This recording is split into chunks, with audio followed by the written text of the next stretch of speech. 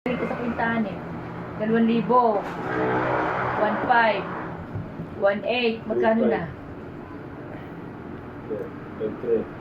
Tapos 5,500. Kasi hindi naman kasama yung 3,000 kinuha mo eh, kasi sa bag yun eh. Kumamu mo sa pag. Kaya,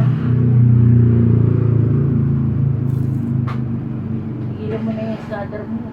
2 buwan ka lang nag-scatter, ilang libo nang nagagastos mo. Wala ka namang naipapasok. Kano lang na ipasok ko? 800! Babayad mo sa akin yung nauna. 800.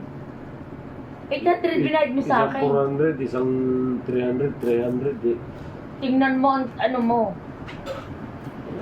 300. O, may mga cash ka pang naibabayad sa akin.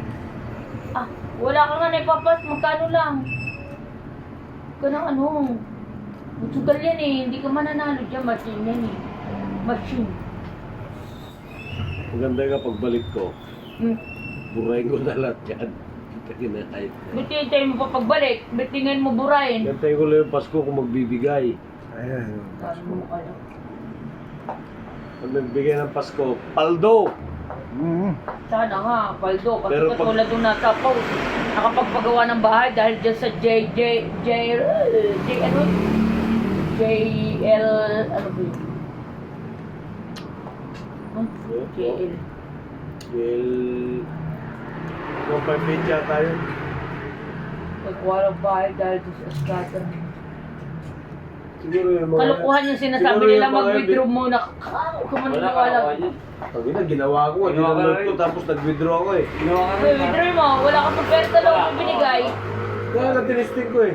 Meron. Wala. Eh wala. Eh, Tangina mo, eh, binura ko uli. kalukuhan mo. Sarado ko rin. Uninstall ka. Ayop ka. Kung wala ka, wala kang binigay ng pera, mag-withdraw ka? Bago maglaro. Pampondo nga raw eh, pampondo mo maglaro eh. Kalukuhan. Kalokohan to.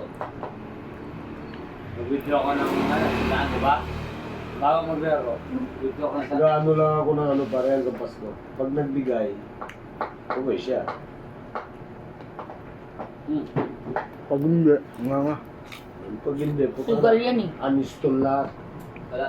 Burahin ko lahat. Saan? Buray. Bakit kasi natuto ka magganyan? Siyempre, sino man nag-ano nun? Puloy. Kasi Negosyo yan eh. puta ka ng Puloy. Masisira pati Gcash ko. Si Puloy panalo na rin. Ano pa naman, pag nandini ako natutulog lang pindutan ng kanya. Di- Alam niyo, hindi ako nag-check sa gabi ng pera. Si Puloy panalo na rin ng ano.